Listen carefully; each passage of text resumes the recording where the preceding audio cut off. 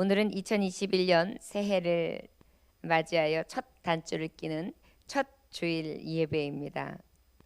새해를 맞는 성도 여러분, 오직 새해는 성령님의 부흥의 은혜로 우리의 인격이, 우리의 가치관이, 우리의 새 마음이 더욱 새롭게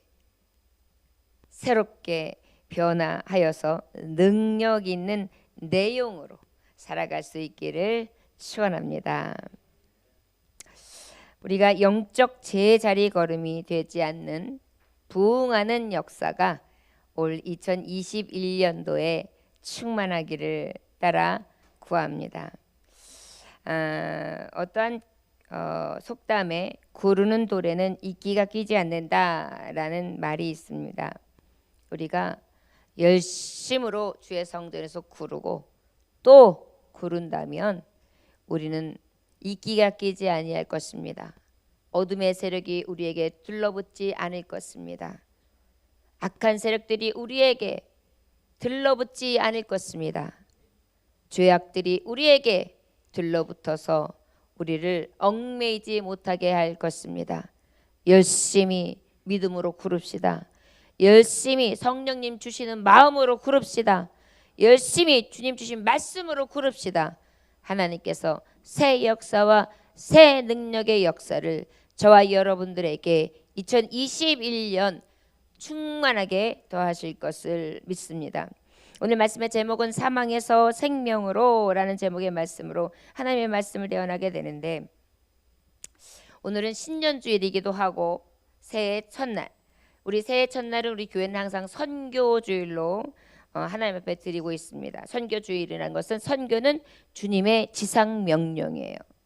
오직 성령이 너에게 임하시면 권능을 받고 예루살렘과 온 유다와 사마리아와 땅끝까지 이르러 내 증인이 되라 하시니라. 이것이 바로 누구의 뜻이냐? 주님이 우리에게 마지막 남긴 유언, 당부의 말씀, 우리에게 주신 사명이라 할 것입니다.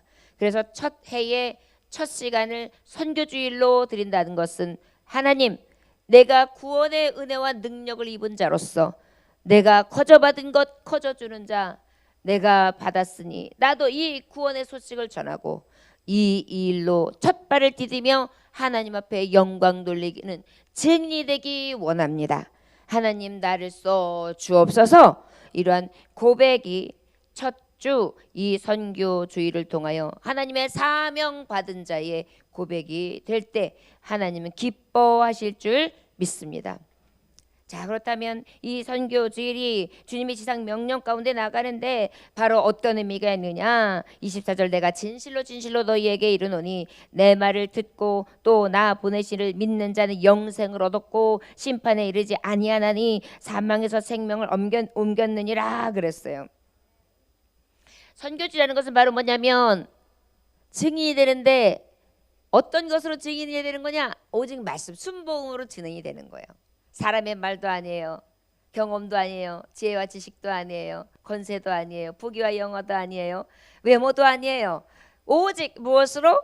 들려진 말씀, 생명을 살리는 복되신 말씀으로. 그래서 그 말씀을 들려주고, 그리고 난 다음에 보내시니, 이 말씀을 보내시니 하나님 성부, 그의 아들 성자, 그가 보내신 성령, 성부, 성자, 성령의 이름을 믿는 자는 영생을 얻을 것이라.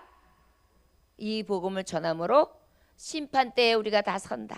그런데 그 심판대에서 우리는 사망이 아니라 생명으로 옮겨가는 것입니다. 이 진리를 전함으로 사망 가운데 있는 영혼을 생명으로 옮기게 하시는 놀라운 일을 하는 것이 바로 우리가 할 사명인 것입니다. 세상을 살아가면서 인명구조대가 얼마나 위대합니까? 큰 일이 있을 때 달려가가지고 탁 구원해내는 것만큼 훌륭한 것은 없을 것입니다. 훌륭한 대업은 없을 것입니다. 그런데 우리는 어때요? 사람들이 할 수 없는 것, 영혼을 살리는 일을 하는 것입니다. 이것이 바로 선교예요. 선교는 여러 가지 일이 있지만 구제하는 것, 그 다음에 봉사하는 것, 그런데 그 모든 구제나 봉사가 어디로 향해야 되느냐? 주의 복음을 전파하는 것이 돼야 돼요. 할렐루야. 먹든지 마시든지 살든지 죽든지 복음을 전파하는 모든 시작이 하나님 아버지 앞에 영광, 내가 사명받은 사명을 감당하는 데 있음을 잊지 않고 우리가 서 있는 자리를 늘 기억하고 살 때 바로 참 성도라 할 수 있을 것입니다. 또한 이 성도는 아까도 말했지만 뭘 가지고 있어야 되느냐? 복음을 가지고 있어야 된다 그랬어요. 오늘 첫 주의 주일은 하나님의 말씀 1년 동안 내게 주시는 말씀을 또 뽑고 축복 기도를 받고 그러고 돌아갈 것입니다. 맞습니다. 우리가 첫 해를 맞이하면서 하나님의 은혜로 올 한 해를 또 맡기고 나아가야 되겠죠? 그리고 또 어떻게 해요? 내 사명을 감당하는 자 증인되는 삶을 살는데 하나님 앞에 딱 정하고 그리고 하나님 앞에 그 정한 마음을 어떻게 해요? 고백하고 하나님의 은혜로부터 시작하는데 그냥 하면 안 돼요. 말씀 가지고 진리의 띠를 두르고 자로나무나 치우치지 아니하며 능력으로 나아가게 될 줄 믿습니다. 주의 말씀은 내 발의 등이요 내 길의 빛이니이다. 어두운 세상을 나아가는데 등불과 빛은 꼭 필요하기 때문인 것입니다. 저와 여러분 이렇게 의미 있는 첫 주를 첫날에 하나님 앞에 드릴 수 있음에 감사 영광 돌리시길 주였으면 축원합니다. 핑계치 않았습니다. 머뭇거리지 않았습니다.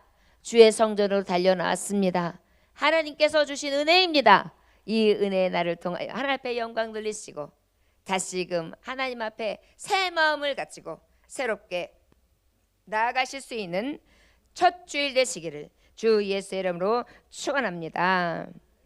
자, 그렇다면 우리가 선교주의를 맞으면서 전염병으로 인해서 세상의 공격으로부터 영적으로 메말라가는 우리의 영혼이 이 교회가 나라 민족이 세계가 다시 부흥의 불길이 일어나기를 사모하면서 우리나라에 들어와서 이 어두운 땅에 빛을 발하며 빛을 비췄던 선교사를 통한 이 땅의 복음을 통해 왔던 그 은혜를 생각하면서 한 해를 도전받으며 나아가려고 합니다. 선교주의를 맞이하면서 우리가 이제 이 선교주의를 맞이하면서 선교사님들이 어떻게 우리나라를 구원했는지 그리고 우리는 또 그 선교주의를 맞아 어떤 마음으로 나아가야 되는지 다시 한번 교훈을 얻기를 주였으면 축원합니다. 우리나라에는 이 세 차례의 놀라운 부흥 운동의 시작을 기점으로부터 시작해서 이제 선교가 시작되기를 합니다. 특별히 가장 먼저 시작한 것이 1903년대 원산 부흥 운동이라는 부흥회가 있었어요. 원산 부흥 운동.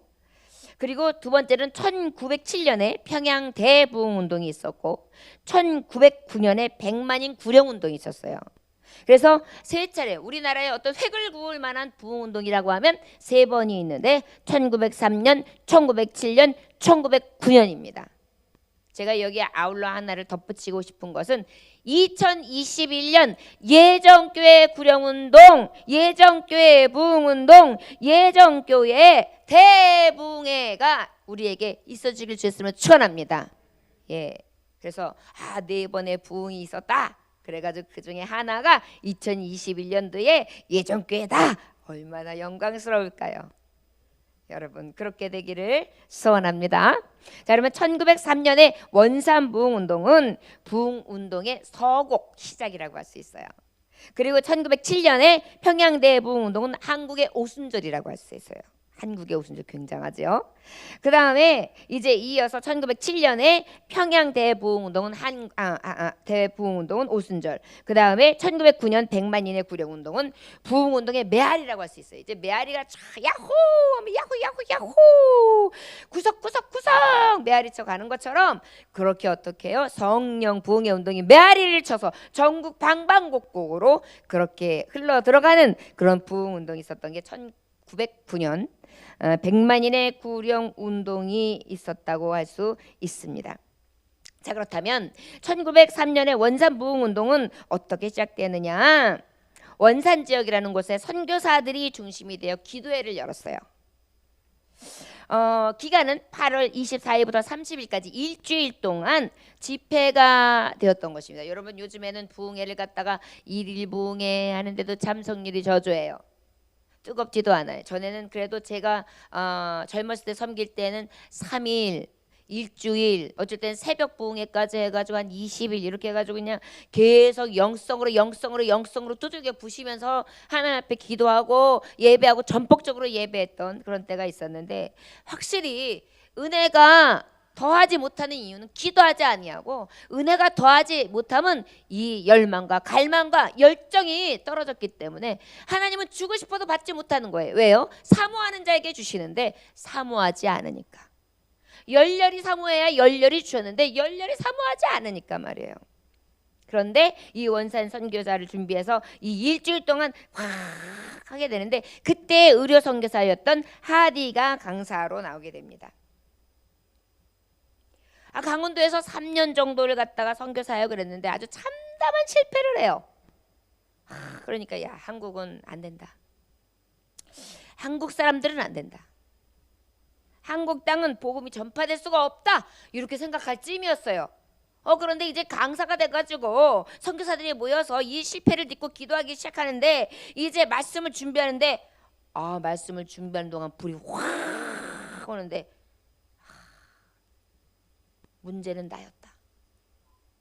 한국 사람이 있는 게 아니라 내 자신에게 있었다라는 것을 깨닫게 돼요. 그래가지고 설교 시작하기를 딱 시작하는데 그때부터 자기의 깨달음, 자기의 잘못함을 막 뜨겁게 회개하는 설교를 시작합니다. 울음이 탁 터져가지고 울음의 집회를 시작하는데요.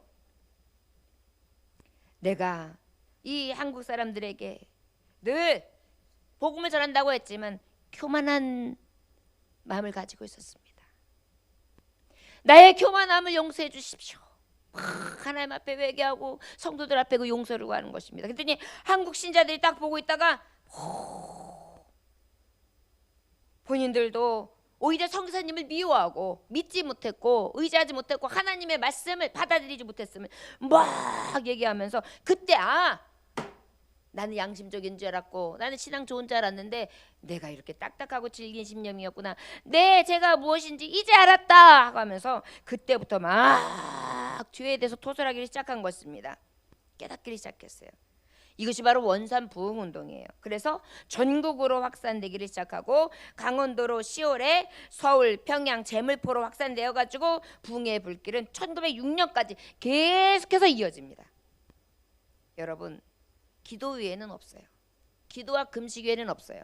여러분, 우리가 선교의 길, 부흥의 길은 언제 있느냐? 말씀을 가지고 깨닫고 그 깨달은 말씀을 가지고 기도하는 것 외에는 없다는 것을 오늘 우리에게 정말 그 뜨거운 열망을 가지고 왔던 선교사들마저도 쓰러지고 넘어지고 할 수 없었다, 포기할 만했지만 다시 일어나 하나님의 말씀을 붙잡고 회개하고 기도하고 각성을 촉구하고 열망하니까 이러한 역사를 이뤄내게 하신 줄 믿습니다. 우리 교회도 회개가 있어야 돼요. 그리고 막 기도해야 돼요. 열정이 있어야 돼요. 부흥을 갈망해야 되는 줄 믿습니다. 1907년대가 보니까 이제 평양 대부흥대가 일어나는데 이제 약간 6년까지는 막 뜨거워졌는데 1907년쯤 되니까 또 냄비 좀 후루룩 끓었던 게 스르르 내려갈 쯤이었어요. 그때 딱 위기감을 느낀 또 선교사님이 장대현 교회를 비롯해가지고 1월 2일 날부터 15일, 이번에는요 이 며칠 동안입니까? 거의 15일 보름을 갖다가 이제 사경회를 해요. 이번에는 이제 부흥회뿐만이 아니라 말씀을 쪼개면서 말씀 대부흥이 일어나기 시작합니다. 그래가지고 이 1000명의 각 교회의 지도자들이 그래도 하나님의 사명을 감당하고 이 처음에 있었던 원산 지역의 선교사를 통해 복음을 전파해서 뜨겁게 믿었던 그런 사람들이, 대표자들이 다 모여가지고 1000명이 이제 부흥회에, 사경회에 함께하게 됩니다. 이렇게 새벽 기도해 드려요. 낮 성경 공부를 해요. 오후에는 또 막 전도해요. 그리고 난 다음에 밤에 전도한 사람들과 다 나와가지고 와보라 그런 다음에 복음을 막 전파하는 것입니다. 여러분, 우리 교회가 그런 적이 있나요? 저는 진짜 부러워요. 요즘에는 다 직장 생활한대요. 다 바쁘대요. 교회 주일날 한 번 오는 것도 바지가랑을 붙들어야지 어쩔 수 없이 그냥 체면 유지로 와요. 그러니 이게 가능하겠습니까? 참 저는 기도할 수밖에 없고 다만 하나님 앞에 구할 수밖에 없고 성령의 가란 심령들을 다 주셔서 이 열정을 주시기만을 위해서 기도할 수밖에 없어요. 아까 제가 말했지만은 4대 부흥운동 예전교회가 되려면 이보다 더 해야지 돼요. 이보다 더 해야 돼요. 왜냐하면 지금은 더 딱딱하고 지금은 더 죄 많고 지금은 더 죄가 관영하기 때문에 웬만해서 말씀이 안 들어가요. 그런데 이 순수했을 때도 며칠 보름을 사경회를 계속하는 것이죠. 새벽으로 낮으로 그다음에 또 낮에 오후에는 전도 나갔다가 밤에는 와가지고 와르르 막 토설하기 시작합니다. 말씀을 그다음에 그 외에는 전도 받은 사람들이 막 갑자기 막 다 회개의 역사가 일어납니다. 그러니까 6일째 되니까는요 1,500명이 모였어요. 500명이 전도가 된 거예요. 그런데 모이긴 모였는데 생각보다 뜨거운 게 덜한 것 같은 거 이게 안 되는 거예요. 그래서요 우리가 와 보라 해가지고 모여 있으면 그저 온 신자들로 만족하면 안 돼요. 온 신자들이 와가지고 뜨거워졌나? 하나님을 만났나? 성령님이 저를 체험하게 했나? 이것을 자꾸만 확인해야 돼. 그러면서 그를 왜 기도하고 같이 나가지 않으면 이 부흥은 일어날 수가 없어요. 영적 부흥은 일어날 수가 없는 거예요. 그래가지고 이제 딱 만났는데 안 되겠다. 선교사들이 정오 기도회를 가졌어요. 우리 이렇게 하지 맙시다. 이렇게 끝나면 안 됩니다. 이제 조금 있으면은 막바지가 되오는데 오늘이 14일이에요. 내일이 15일이에요.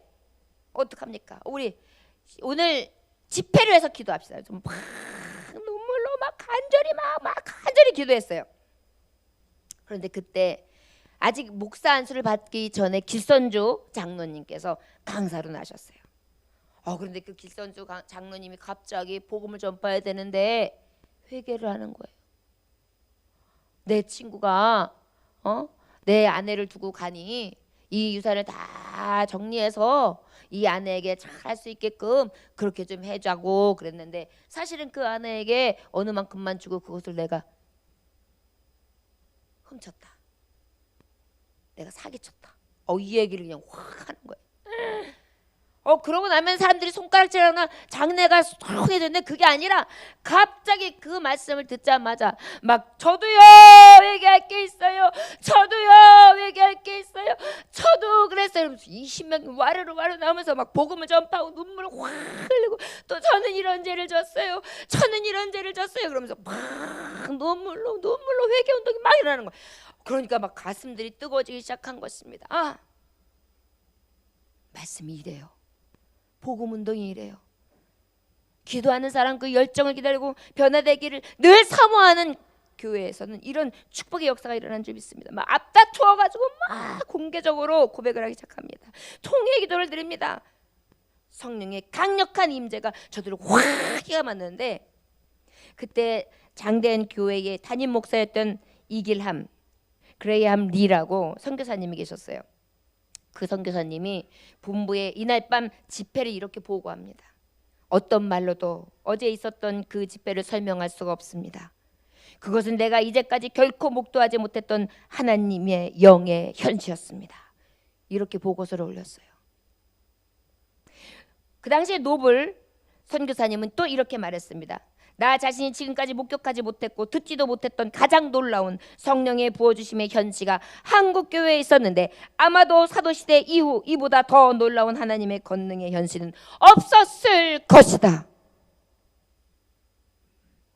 놀라웠던 거예요. 막 어떻게 뜨거웠으면은 사도의 시대 때에 오순절 다락방 그때 이후에 이러한 부흥에는 없었을 것이다라고 얘기했겠어요. 뜨거웠습니다, 여러분.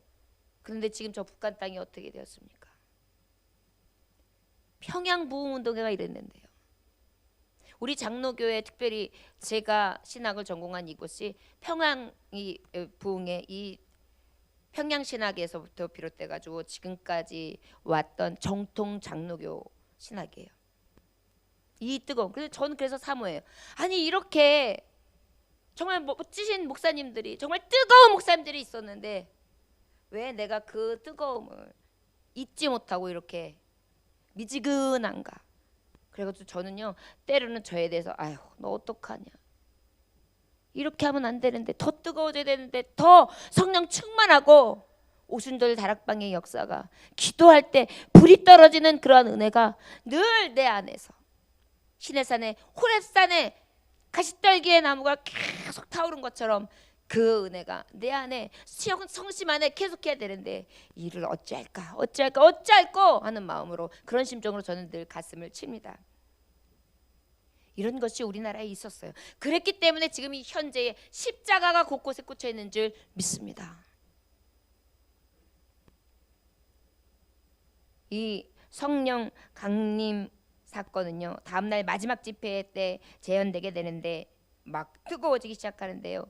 우선 평양 전역에 이 일로 인해서 확산이 확 되는데 교파를 초월했어요.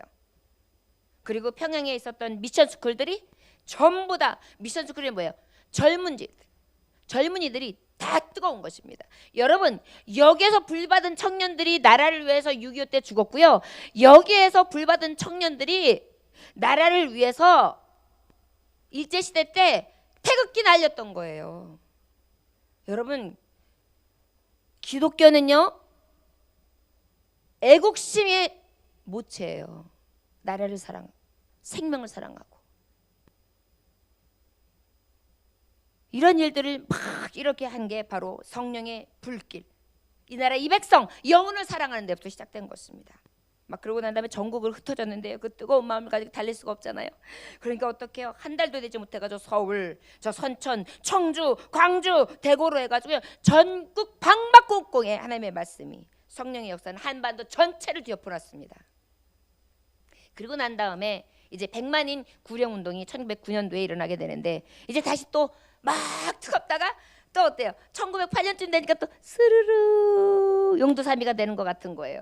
그러니까 그때 도중에 1909년 7월에 또 선교사들이 기도를 해요. 여러분, 그래서요, 기도의 불이 꺼질 것 같으면 자꾸 기도를 다시 시작하고 불을 지펴야 돼. 안 꺼지면 얼마나 좋겠어요. 근데 우리 심령은요 늘 뜨겁지 않아요. 자꾸 그 꺼트린 불에 불을 놓고 불을 넣어야 다시 확산되고 다시 일어나는 거예요. 15명의 선교사들이 일주일 동안 또 기도회를 가집니다. 영적 능력 회복을 막 위해서 기도하는데요. 그때 하나님이 확 주시는 감동이 있었어요. 구령운동을 시작해라. 구체적인 목적이 뭐냐? 민족 복음화. 여러분, 이 모토의 이 구호가 지금까지 있는 거예요. 민족 복음화. 1909년에. 그래가지고 이 목표를 세우고요. 1910년부터 세계적인 부흥사들이 한국을 방문해가지고 집회를 해요. 막 일주일, 10일, 2주 막 전도만 하기 시작합니다. 그리고 난 다음에 쪽복음. 그때는 다 일일이 쓰는 거잖아요. 활자가 만들어지기도 힘들 때 우리나라 또 말로 바꿔야 되니까 100만 부를 만들어가지고 배포했어요. 대대적인 역사가 일어납니다. 강산이 흔들렸어요. 여러분, 성령운동으로 인해서 이 강산이, 이 산천초목이 뒤집어져야 돼요. 조지 데이비스 선교사는 이렇게 말합니다. 그 현장에 대해서. 내가 가는 곳마다 나는 100만인 구령운동 날연보를 드리며 헌신했고 구령운동에 대한 열렬한 관심을 발견했다. 선교사들은 이 운동을 이끌었고 한국인들은 날연보를 드리며 헌신했고 무한한 열심과 열정으로 복음서를 전했다라고 서술하고 있습니다. 여러분, 이것이 바로 부흥운동의 놀라운 교회 성장이었어요. 1884년 선교사가 공식적으로 입국한 게 미미했던 그런 가운데에 교세는 원산 부흥운동을 통하여 5만 명이 급증했고 1907년 평양 대부흥운동을 거치면서 20만 명으로 증가했고 100만인 구령운동을 힘입어 한국교회 더욱 크게 성장해서 이제 아울러 더 이제 성장하게 되니까요. 이제 정신이 계몽되는 거예요. 심령이 계몽되는 거예요. 말씀이 들어간 거예요. 그러면서 사회 개혁 운동이 일어나기 시작해요. 당시 한국 사회의 악습들은 특별히 노름, 일부 다처제, 그래가지고 사랑방 무슨 방 있는 게 그래서 그런 거예요. 조상 숭배, 여기 아주 그냥 꽉 잡혀 있었어요. 이 모든 것을 어떻게 계몽시켰죠. 기독교인의 윤리성, 도덕성, 회복운동, 그 외에 여러 가지 악습들을 다 폐단적인 것을 제거합니다. 여러분, 이 땅의 사회개혁을 주도한 게 기독교예요. 우리 믿음의 사람들은요, 우리 교회가, 우리 나라가, 우리 민족이, 세계 속의 열방이 변화될 수 있는 것 오직 우리 부흥, 우리의 심령의 갈아엎어짐을 통하여 가능하다는 것을 다시 볼 수 있는 사건입니다. 우리는 아까도 말했어요. 선교는 우리의 사명이다. 이러한 사명을 가지고 이 땅에 온 선교사들을 통하여 우리가 이 복음을 받고 지금 이 나라의 부강과 이 나라의 이 구습을 버리고 옛것을 버리고 새 나라 거듭난 새벽성 되게 하며 영생의 영광을 보게 한 거 얼마나 큰 과업입니까? 이것을 바로 우리나라에 보내주셨다. 아무 이익도 바라지 않았고 아무 유익을 바라지 아니하며 그저 하나님 예수 그리스도의 복음 그 사랑과 그 열정만 가지고 와서 본인들이 받았던 이 구원의 감격을 이 땅에 다시 그 열망의 씨앗을 심고 열매 맺게 한 것입니다. 우리도 그러한 복음을 전해야 돼요. 우리는 그저 성경 얼마 해가지고 어느 지역에 뭐 선교사님 얼마 이렇게 해서 보냈구나 하고 끝내죠. 그리고도 굉장히 큰일한 거라 생각하죠. 아니에요. 우리 거저받은 거 우리도 뜨거운 가슴을 안고 당연히 다시 돌려줘야 된다는 사명감을 가지고 증인의 삶을 살아야 될 줄 믿습니다. 여러분, 말씀은 생명이며 부흥입니다. 그렇다면 이 선교사님들이 들어오기 전에 아니 들어올 때 어떤 능력이 나타났길래 지금 말했던 원산 대부흥회라든지 평양 대부흥회라든지 구령운동이 시작됐을까요? 저와 여러분들 너무나 잘 알 것입니다. 아까 말했듯이 바로 마가 오순절 다락방에 그 사건 이후에 이러한 사건을 보지 못했을 것이다 라고 말했던 평양대부흥의 시작이 이 모든 부흥회의 모체가 되는데 장대현 교회에 얽힌 이야기를 통해 은혜 받고 말씀을 가름하려 합니다. 1886년에 아까 1903년이라 그랬죠. 처음 시작이. 그런데 1886년이에요. 그 일이 있기도 벌써 거의 20여 년 전에 8월 달에 제너럴 셔먼어가 평양에 들어왔습니다. 그런데 어떻게 했죠? 불에 타서 좌초되죠.